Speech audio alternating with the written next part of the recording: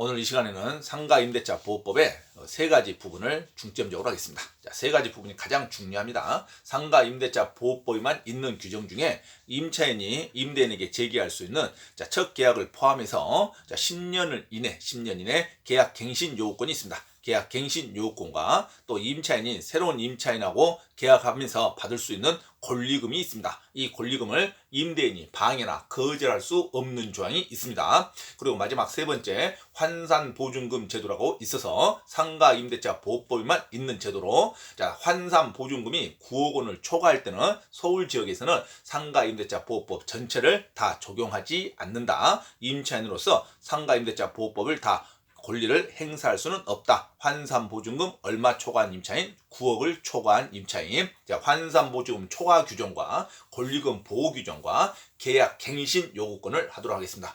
먼저 계약 갱신 요구권입니다. 당연히 상가임대차에만 적용됩니다. 그래서 임차인은 계약이 만료되면 임차인은 임대인에게 첫 계약을 포함해서 10년을 초과하지 않는 범위 내에서 계약을 계속 갱신을 요구할 수 있다. 그렇게 나가야죠. 그래서 상가임대차 보호법은 갱신되는 기간 중에는 임대인은 차임이나 보증금을 당연히 증액할 수는 있습니다. 증액할 수 없다고 하면 안 됩니다. 매년 법정 규정 내에서 보증금과 월세를 증액할 수는 있다. 그렇죠? 그리고 임대는 임대차 만료 전에 6개월부터 1개월 전까지 임대인이 계약 해지를 통보하더라도 임차인은 계약갱신 요구권이 불가능한 것은 아닙니다. 계약갱신 요구권을 행사할 수 있다고 합니다.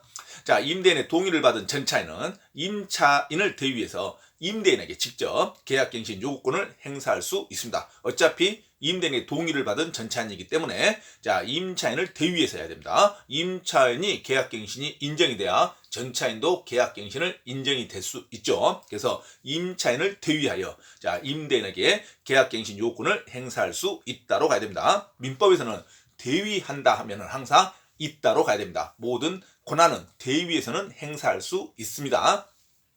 고액 상가 임차인에게도 계약갱신 요구권은 인정됩니다. 이것도 중요하죠. 환산보증금이 서울 지역에서 9억 원을 초과한 고액 임차인 할지라도 계약갱신 요구권은 주장할 수 있습니다. 단 이 고액 임차인이 계약갱신을 주장하면요, 임대는요 법정 한도 내 연 5% 이상으로도 금액을 증액할 수 있습니다. 그래서 연 5% 증액 한도를 제한받지는 못합니다. 그래서 고액 임차인, 환산보증금 9억 초과된 임차인은 첫째, 계약갱신 요구권을 행사할 수 있으나 연 5% 증액 제한은 적용받지 않습니다. 그래서 임대는 연 5% 이상으로도 금액을 인상을 요구할 수 있습니다. 하지만 9억 이내 환산보증금 9억 이내의 임차인은 10년 이내에 계약 갱신 요구권도 행사할 수 있고 그 기간 동안에 연 5% 이상을 증액할 수 없도록 제한을 받습니다. 그래서 일반 임차인은 상가임대차 보호법에서 계약 갱신 요구권을 행사할 수 있으면서 임대인은 그 기간 동안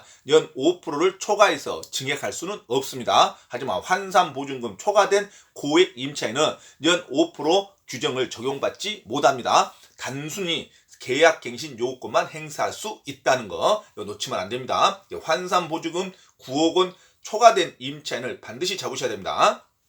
9억 원 초과된 환산보증금 초과된 임차인은 계약갱신 요구권을 행사할 수 있으나 임대인 측에서 연 5% 인상 제한은 적용받지 않기 때문에 5%를 더 증액당할 수 있다. 그렇게 가야 됩니다. 연 5% 제한 규정은 고액 임차인은 적용받지 못한다. 반드시 정리하셔야 됩니다. 임대인 주인 입장에서 임차인이 첫 계약을 포함해서 10년 이내에 계약갱신을 요구한다 하더라도 일반적이고 보편적일 때는 당연히 받아줘야 됩니다. 하지만 이 규정이 있을 때는 계약을 거절할 수 있습니다. 다음 사항에 해당할 때는 계약을 거절할 수 있는 계약 해지권이 발동될 수 있습니다. 임차인이 무조건 10년 이내 계약을 무조건 갱신을 요구할 수만은 없다는 거죠. 단서 조항이 있습니다. 그 단서 조항은 공유자인 임대인의 계약 거절에 통지를 하더라도 공유 지분의 과반수로서 결정하면 됩니다. 일단은 주인이 임대인이 여러 명 소유하고 있는 상가 건물에 들어왔다 하면 그 모든 전원의 거절이 아니라 임대차 계약은 공유 지분의 과반수로서 효력을 발생하기 때문에 자, 계약 거절의 통지도 공유 지분의 과반수로서 할 수 있습니다. 그래서 공유자가 임대인일 때는 자, 계약 거절의 통지도 임대차의 하나의 일종이기 때문에 계약 거절의 통지도 자, 과반수의 결정으로서 계약 거절을 통지할 수 있다고 합니다. 그래서 모두 전원에 동의한다고 하면 안 되죠. 임대차 계약은 보존 공유물의 관리 행위로 가기 때문에 자, 과반수로서 합의하고 결정할 수 있습니다. 그래서 임차인의 계약갱신 요건이 있다 하더라도 임대인이 공유자일 때는 과반수의 결정으로서 계약을 거절을 통지할 수 있다. 정리하면 된다. 자, 그리고 임차인이 3기의 차입 연체가 있었을 때는 계약을 갱신을 거절할 수 있습니다. 임차인의 의무 불이행, 채무 의무 불이행, 계약 의무 불이행은 연체입니다. 자, 상가주택은 3기죠. 그래서 임차인이 3기 3번의 계약 갱신을 했을 때, 차입 연체를 했을 때 갱신 거절을 통지할 수 있다. 자, 임차인의 3기의 차입 연체 시에는 갱신 거절을 할 수가 있습니다. 그 다음에 임차인이 임대인의 동의 없이 건물의 전부 또는 일부를 전대차 했을 경우 반드시 동의를 얻고 전대차를 해야 되는데 동의를 얻지 않고 전대차 했을 경우는 계약 갱신을 거절할 수 있습니다. 그 다음에 임차인의 임차한 건물의 일부가 멸실되어 건물의 목적을 달성할 수 없을 때 이 멸실은 규칙사고가 있거나 없거나 간에 멸실이 됐는데 더 이상 계약관계를 유지할 수가 없는 정도로 멸실됐을 때는 당연히 임대인 입장에서는 계약갱신을 거절할 수 있죠.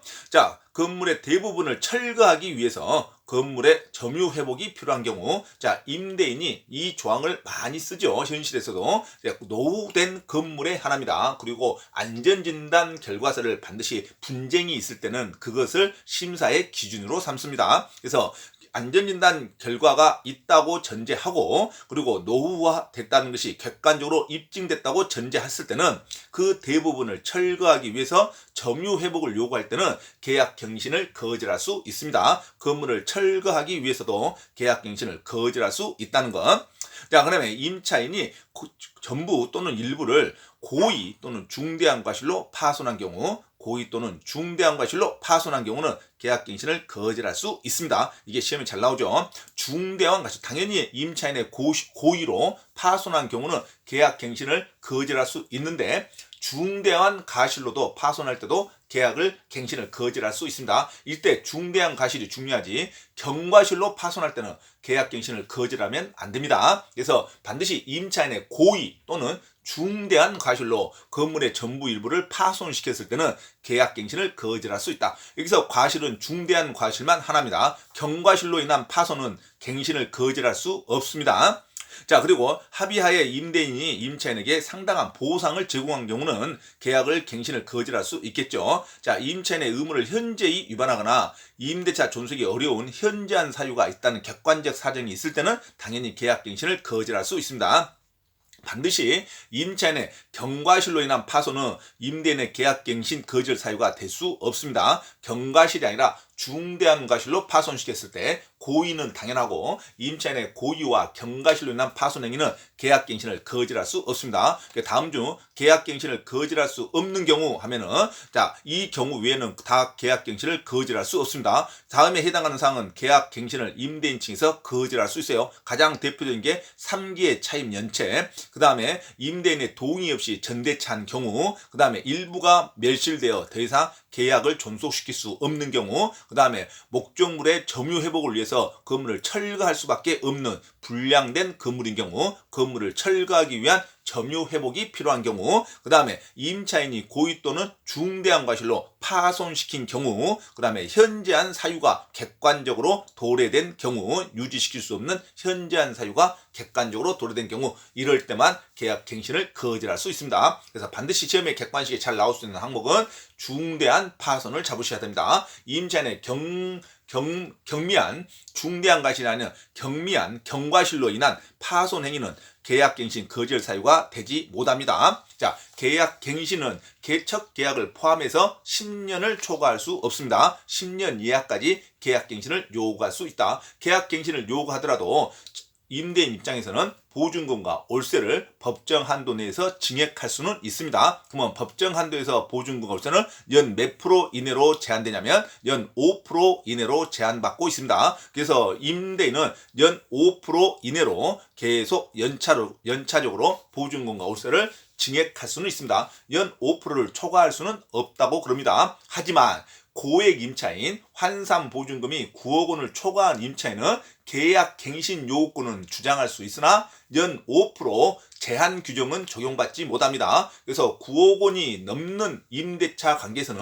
임대인은 임차인에게 연 첫 계약을 포함해서 10년 이내에 계약갱신을 인정을 해줄 수 있으나 연 5% 넘어서도 인상을 요구할 수 있습니다. 초과된 임차인 환산보증금 초과 임차인 9억 초과의 임차인은 계약갱신은 요구할 수 있으나 무엇은 적용받지 못한다? 연 5% 제한 규정은 적용받지 못한다. 반드시 지켜야 됩니다. 자, 그리고 임차인이 중대한 과실 또는 고의로 임차물을 파손시켰을 때, 전부나 일부를 파손시켰을 때는 계약갱신 요구권을 거절할 수 있다. 자, 임대인이 거절할 수 있는 사항에 중대한 과실로 인한 파손이지 임차인의 경과실로 인한 파손은 해당 사항이 없다. 아주 중요한 항목입니다. 자, 계약갱신 요구권 했고, 그 다음에는 권리금 보호 규정이 있습니다. 자, 임차인이 새로운 임차인과 계약할 때 받을 수 있는 상가 권리금을 임대인이 정당한 이유 없이 방해나 거절할 수 없다는 조항입니다. 상가 권리금 규정이 상가임대차 보호법에 규정되어 있습니다. 자, 권리금이란 임대인 임차인에게 보증금과 차임 이외에 지급되는 금전적인 대가를 말합니다. 그러니까 권리금은 임대인이 그 반환을 반드시 보장하는 금액이 아닙니다. 보증금은 반환을 해야 할 의무가 있지만 권리금은 반드시 반환할 권리가 책임과 의무가 있는 게 아닙니다. 임대인 임차인에게 보증금과 차임 이외의 지급되는 금전 및 대가를 말합니다. 그래서 권리금 계약이란 신규 임차인이 임차인에게 권리금을 지급하기로 하는 계약을 말하지 임대인이 관여하는 계약이 아닙니다. 그래서 권리금 계약이란 신규 임차인이 임차인에게 권리금을 지급하기로 하는 약정을 말한다. 전대차 계약에서는 권리금에 관한 규정은 적용받지 못합니다. 자, 그래서 전대차 계약에 있어서 전차인은 권리금을 자기가 주장할 수는 없습니다. 자, 임대인의 동의를 받아서 임차인과 계약하는 관계를 전대차 계약이라 하는데 전차인은 자기가 살고 자기가 영업활동하고 있는 그 건물에 대한 권리금을 누구한테나 주장할 수 없습니다. 당연히 주인하고 계약한 게 아니라 임차인하고 계약한 거죠. 그래서 전차인이 권리금을 주장받을 수 있는 규정은 없다. 이것도 중요합니다.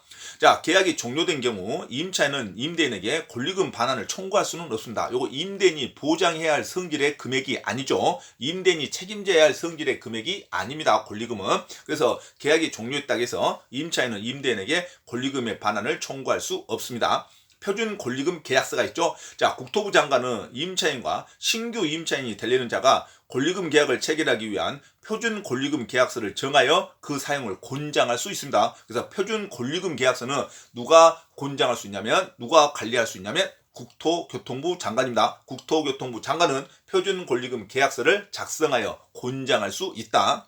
자, 표준 상가임대차 계약서는요, 표준 상가임대차 계약서가 더 큰 개념이죠. 그래서 법무부 장관이 나와야 됩니다. 자, 표준 상가건물 임대차 계약서는 법무부 장관이 보증금 차임액, 임대차 기간, 수선비 분담 등의 내용이 기재된 상가 건물 임대차 표준 계약서를 작성하여 사용을 권장할 수 있습니다. 그래서 표준 상가 건물 임대차 계약서는 좀 규모가 법적으로 인정되는 부서 법무부 장관이 권장할 수 있고, 그다음에 표준 권리금 보호 규정은 국토교통부 장관이 권장할 수 있습니다. 그래서 표준 권리금 계약서 하면 국토부 장관, 그다음에 표준 상가 임대차 계약서 하면 법무부 장관으로 가야 됩니다. 표준 권리금 하면은 국토교통부 장관, 표준 상가 계약서 하면 법무부 장관. 자, 이 두 가지 부서를 놓치면 안 됩니다.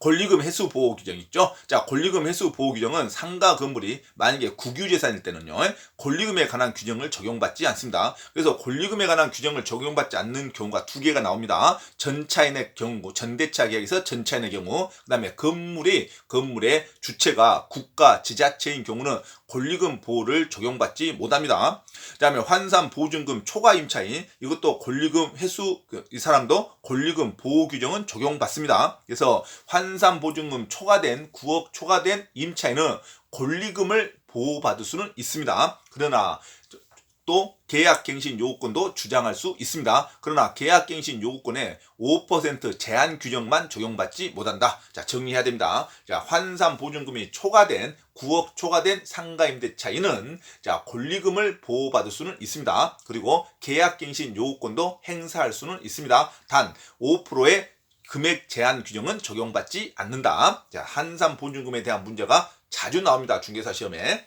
자, 임대는 임대차 기간이 6개월 전부터 임대차 종료 시까지 임차인이 주선한 신규 임차인으로부터 받을 수 있는 자, 권리금을 방해해서는 안 됩니다. 그래서 몇 개월 전으로 연장됐냐면 6개월까지 연장됐습니다. 계약 종료일로부터 6개월 전부터 이제 신규 임차인의 권리금 규정을 방해해서는 안 됩니다. 그래서 임대는 임대차 기간이 끝나기 몇 개월 전부터 6개월 전부터 이제 임차인이 계약을 하려는 신규 임차인하고 권리금 계약을 웬만하면 정상적일 때는 인정을 해줘야 됩니다. 그래서 계약 종료 몇 개월, 예전에는 3개월이었는데 지금은 이제 6개월로 늘어났습니다. 그래서 계약 종료 전 몇 개월, 6개월 전부터 임대인은 권리금 규정을 방해해서는 안 됩니다.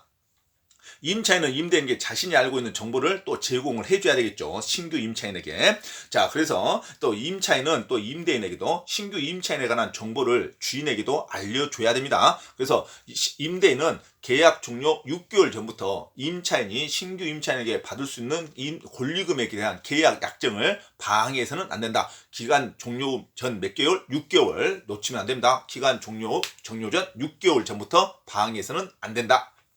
자, 임대인의 정당한 근데 거절 사유가 있습니다. 아무리 그래도 법규는 항상 예외 규정이 있죠. 임대인이 이런 경우에 해당할 때는 자, 신규 임차인에 되려는 자와 계약을 거절할 수 있답니다. 첫째, 신규 임차인 되려는 자가 차임을 지급할 여력이 도저히 없답니다. 객관적으로. 그럴 때는 아무리 그 사람하고 계약할 수는 없겠죠. 신규 임차인이 차임 지급 여력이 없다는 게 인정될 경우, 그 다음에 신규 임차인이 되려는 자가 자, 법규를 위반할 우려가 너무나 현저하답니다. 그렇죠. 자, 주거용인데 뭐 업무용이나 상가용, 또 상가용인데 또 다른 불법적인 영리활동을 하려는 법규를 위반할 우려가 객관적으로 좀 현저하다 느끼면 거절할 수 있겠죠.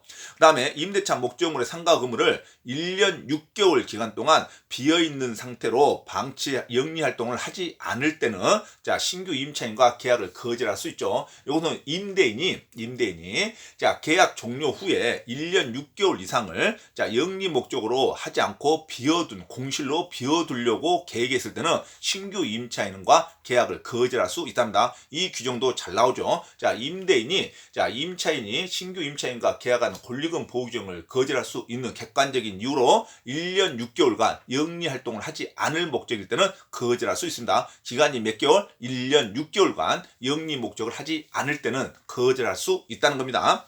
자, 임대인이 선택한 거. 자, 임차인이 선택한 신규 임차인을 거절하면 안 되는 거지. 주인이 직접 선택한 임차인은 수시로 사정에 따라서 다시 계약을 거절할 수 있는 거죠. 임대인이 선택한 신규 임차인일 때는 자, 권리금 규정이 있다 하더라도 이건 거절할 수 있습니다. 임대인이 선택한 것은 수시로 사정에 따라서 거절할 수 있다. 임차인이 선택한 신규 임차인을 객관적으로 거절하면 안 되지. 임대인이 선택한다는 단어가 나오면 거절할 수 있다로 갑니다. 또 임차인이 임대한 건물을 중대한 과실로 파손한 경우는 자, 신규 임대차 권리금 보호 규정도 적용 못 받습니다. 그래서 임차인이 중대한 과실로 건물의 전부 일부를 파손했을 때는 자, 계약갱신 요구권도 거절할 수 있고 신규 임차인과 권리금 보호 규정도 거절할 수 있습니다. 그리고 임대인이 몇 개월 기간, 어느 정도 기간 동안 영리 활동을 하지 않을 때 1년 6개월 이상을 영리 목적으로 사용치 않을 때도 신규 임차인과 권리금 보호 규정을 거절할 수 있습니다. 자,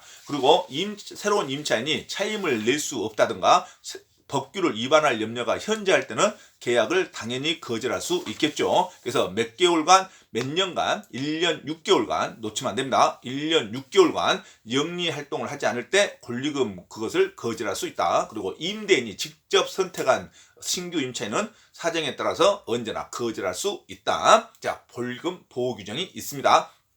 권리금 보호 규정은 자, 임차인과 신규 임차인이 거래할 권리금을 임대인이 거절해서는 안 된다는 규정이죠. 자, 근데 고액 임차인, 환산보증금 초과된 9억 원 임차인은 권리금 보호 규정이 적용되기 때문에 당연히 권리금 보호를 인정받습니다. 자, 초과된 임차인도 권리금 보호 규정은 적용받는다. 그리고 계약갱신 요건도 인정받는다. 그러나 연 5% 이상을 제한받지는 못한다. 5% 이상도 초과해서 이 월세 보증금을 증액당할 수 있습니다. 환산보증금 계약갱신 요건 있을 때는 자, 환산보증금 9억 초과인 고액 임차인은 계약갱신 요건을 할 수 있으나 연 5% 제한 적용은 받지 못한다. 두 번째, 권리금 보호 규정도 적용받습니다. 환산보증금 문제는 아주 중요합니다.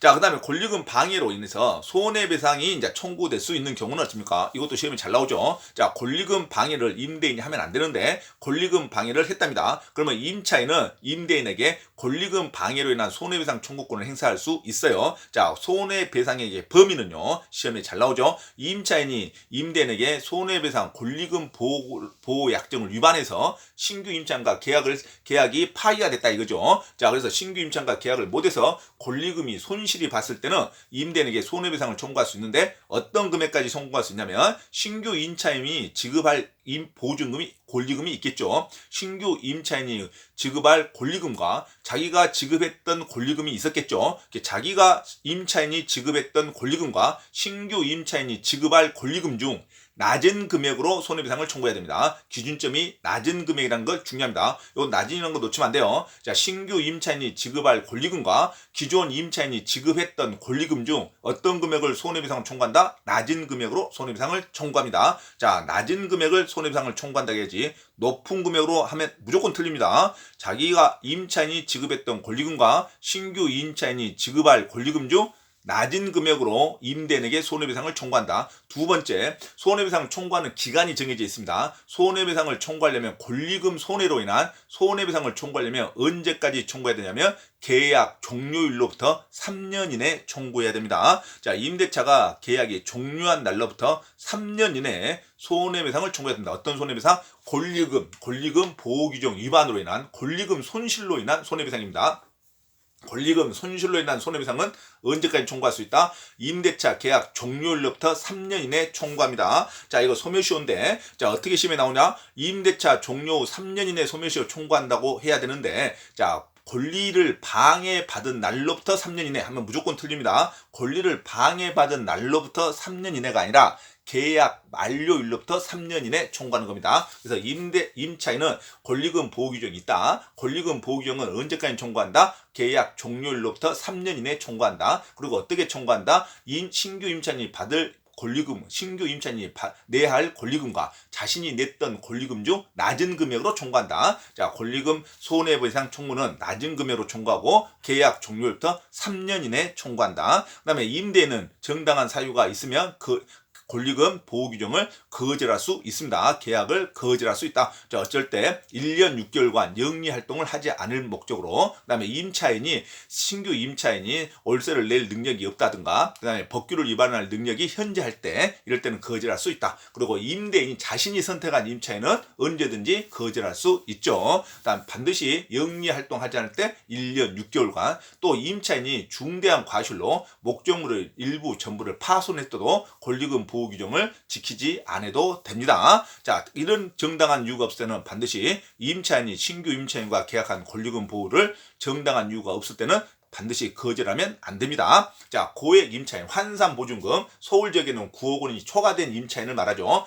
9억 원 초과된 임차인도 권리금 보호 규정을 주장할 수 있습니다. 그리고 9억 원 초과한 환산보증금 초과된 고액 임차인도 서울 지역에서 자 9억 원 초과된 고액 임차인도 자 계약갱신 요건을 행사할 수 있습니다. 계약갱신 요건과 권리금 보호 규정은 9억 원 초과인 임차인도 행사할 수 있다. 단 계약갱신 청구권을 행사할 때 연 5% 인상 제한은 적용받지 못한다. 자 고액 임차인의 규정이 아주 중요합니다. 자 그러면 고액 임차인에 대한 중점적으로 중요한 부분을 하겠습니다.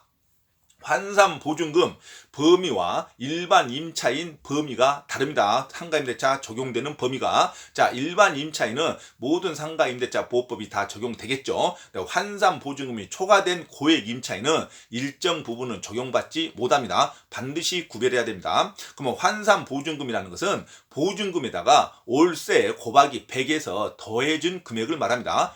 보증금에다가 월세가 있죠. 매달 지급할 월세 차임, 거의 차임을 곱하기 100에서 보증금과 더한 금액이 환산보증금이 됩니다. 환산보증금은 각 지역마다 기준점이 틀립니다. 서울 지역은 9억 이하가 모든 상가임대차 적용되죠. 9억 초과분부터 9억 원 초과분부터 고액 임차인이라 그럽니다. 환산보증금을 초과된 임차인, 서울 지역은 9억 초과부터 말합니다. 9억 이하까지는 일반 상가 임차인이라고 그럽니다. 자 수도권 과밀업조군요. 부산시는 6억 9천만 원까지가 일반 임대차입니다. 일반 상가 임차인 6억 9천만 원 초과되면 고액 임차인이라 그럽니다. 수도권 과밀업조군용과 부산시, 그다음에 광역시, 기타 광역시와 세종, 파주, 화성 이런 인구가 많이 사는 안산, 용인, 김포, 강주시는 5억 4천만 원까지를 일반 임차인, 5억 4천만 초과되면 환산보증이라 그럽니다. 자 기타 지역은 3억 7천만 원 초과되면 고액 임차인이라 그럽니다. 자 그래서 금액이 다양하기 때문에 암기가 힘들면 서울 지역만 반드시 외우셔야 됩니다. 서울 지역은 환산보증금 9억 초과된 임차인부터 환산보증금 초과된 임차인이라 그럽니다. 자 환산보증금 초과된 서울 지역은 모든 임대차, 상가임대차 규정을 적용받지 않습니다. 자 차임의 부가세 포함 여부는 반드시 부가세 별도라고 기재된 경우에만 차임에서 제외됩니다. 그래서 부가세 별도 하면 당연히 부가세 별도고 차임이죠. 자, 근데 이런 말이 없으면 당연히 부가세가 포함된 금액을 적는 것이 일반입니다. 그래서 반드시 중개사에서는 상가를 계약할 때 부가세 별도라는 말을 계약서에 반드시 쓰는 것을 관행으로 합니다. 그러면 계약서 안에 부가세가 포함된 걸로 판례는 해석합니다. 반드시 부가세 별도라고 기재돼야 부가세가 별도지, 부가세가 기재되지 않으면 자 계약금에 보증금에 부가세가 포함된 걸로 봅니다. 자 그래서 자 동일점은 자 상가 임대차에서 환산보증금 초과된 금액과 환산보증금 이하인 임차인의 모든 동일점은 자 대항력은 전부 인정합니다. 대항력은 건물의 인도와 사업자 등록을 하면 다음날 0시부터 대항력 임차인으로서 권리는 인정합니다. 임차인으로서 대항력은 환산보증금 초과된 자와 모두 인정됩니다. 당연히 환산보증금 초과 9억 초과된 임차인도 계약갱신 요구권 할 수 있습니다. 하지만 연 5% 인상 제한은 적용받지 못합니다. 고액 임차인 9억 원 초과에도 계약갱신 요구권을 행사할 수 있다. 그 다음에 임차인으로서 대항력을 인정받을 수 있다. 사업자 등록증에 사업자 등록증을 교부받으면 사업자 등록을 신청하면 그 다음날 0시부터 임차인으로서 대항력은 인정받는다. 그 다음에 계약갱신 요구권도 인정합니다. 그 다음에 권리금 보호 규정도 있습니다. 그래서 시험에 중개사 시험 보실 분들은 권리금 보호 규정과 계약갱신 요구권은 주장할 수 있다. 9억 초과 임차인도. 자, 그 다음에 차임 연체로 인한 해지 규정 적용받습니다. 당연하겠죠. 그 다음에 임대차 정보 제공도 신청할 수 있습니다. 자, 이 정도 인정받습니다. 그래서 9억 초과된 상가 임차인은 딱 3개만 보장을 받습니다. 첫째, 대항력 사업자 등록증 신청일 다음날 0시부터 임차인으로서 대항력 인정받고 계약갱신 요구권 인정받고 권리금 보호 규정 인정받습니다. 계약갱신 요구권은 단 그전에 연 5% 제한 규정은 적용받지 못한다. 그렇게 하면 되죠.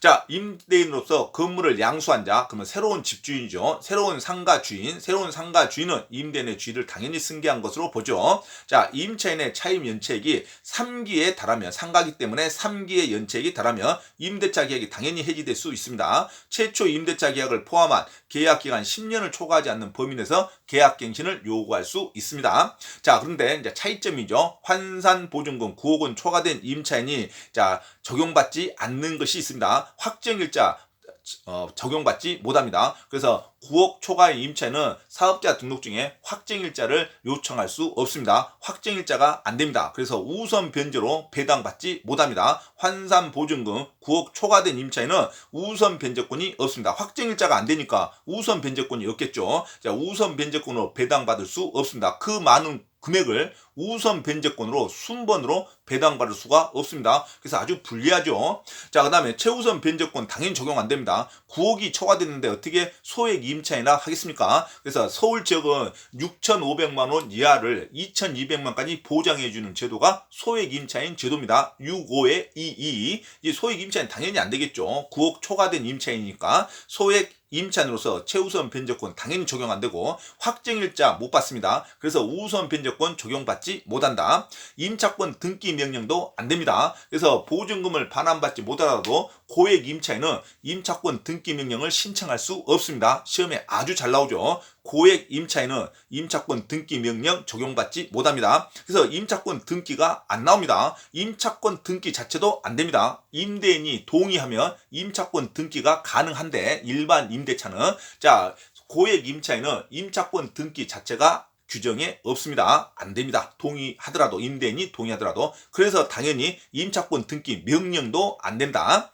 자, 그 다음에 임대차 기간 보호 1년을 당연히 임대는 보장을 해줘야 되는데 상가 임대차는 자 고액 임차인 9억 초과된 임차인은 1년 보호 규정도 적용받지 못합니다. 그래서 당사자의 약정대로 무조건 인정됩니다. 1년 미만인 약정이더라도 그 약정대로 권한을 행사해야 됩니다. 1년을 주장할 수 없습니다. 일반 임대차 상가 임대차 보호법은 임대인이 1년으로 보장해 줍니다. 그런데 고액 임차인은 6개월, 9개월 계약하더라도 그 계약을 서로 주장할 수밖에 없습니다. 1년을 주장할 수 없다. 고액 임차인은 1년 보호 규정 적용받지 않는다. 묵시적 갱신, 자동 연장 적용받지 않습니다. 자동 연장 인정되지 않습니다. 그래서 고액 임차인은 상가 임대차 보호법에 중요한 보호 규정을 다 적용받지 못합니다. 확정일자 안 되고 우선 변제권 안 되고 그다음에 임차권 등기 명령 안 되고 1년 보호 규정 없습니다. 그리고 묵시적 갱신 자동 연장 제도도 없습니다. 자, 유일하게 고액 임차인이 주장할 수 있는 것은 세 가지. 대항력. 사업자 등록을 신청할 수 있으니까 대항력, 그 다음에 계약갱신 요구권, 그것도 5% 제한 적용받지도 못한 계약갱신 요구권, 그 다음에 권리금 보호 규정, 이것은 인정된다. 이렇게 정리하면 되겠죠. 자, 차임 등의 증감 청구권도 인정받지 못합니다. 올 전환 시 산정률의 제한, 월세의 한도 제한도 적용받지 못합니다. 전대차에 관한 적용도 적용받지 못합니다. 전대차는 여전히 자 고액 임차인의 동의 여부에 관계없이 전차인으로 보호받는 규정이 자체가 없습니다. 고액 임차인은 임차인의 동의를 받아도 전대차를 하더라도 그 전차인은 어떠한 보호 규정이 없습니다. 자, 계약 기간을 정하지 않는 경우 당사자는 언제든지 해지를 통보할 수 있습니다. 1년 보호 규정 적용받지 못하니까. 자, 그래서 기간을 1년으로 본다 하면은 고액 임차인에서는 무조건 틀립니다. 임대차 기간을 6개월로 정한 경우 임대인도 그 기간 유효를 주장할 수 있습니다. 고액 임차인 계약일 때, 자, 환산 보증금 9억 초과된 임차인은 6개월이든 9개월이든 당사자 약정대로 가야 됩니다. 주인도 임대인도 1년을 보장할 필요가 없다로 가죠. 자, 임차권 등기 명령을 신청할 수 없습니다. 자, 보증금 초과된 임차인은 환산 보증금 초과된 임차인은 경매 절차에서 후순위 저당권자보다 우선 변제를 받을 수가 없습니다. 확정일자가 안 되니까 일반 임차인으로 받아야 됩니다. 후순위 저당권보다 순위가 항상 늦게 될 수밖에 없습니다. 자, 그래서 9억 초과된 고액 임차인은 전세 등기 하는 게 훨씬 좋습니다. 그래서 임대차 계약만 갖고는 확정일자, 우선 변제권 전부 못 받기 때문에 자, 계약 기간을 장기로 하든가 아니면 전세 등기 하는 게 훨씬 유리하다 그럽니다. 그래서 우선 변제권이 없으니까 전세권 설정이 필요성이 더 많죠. 그 다음에 묵시적 갱신이 인정되지 않으니까 계약 기간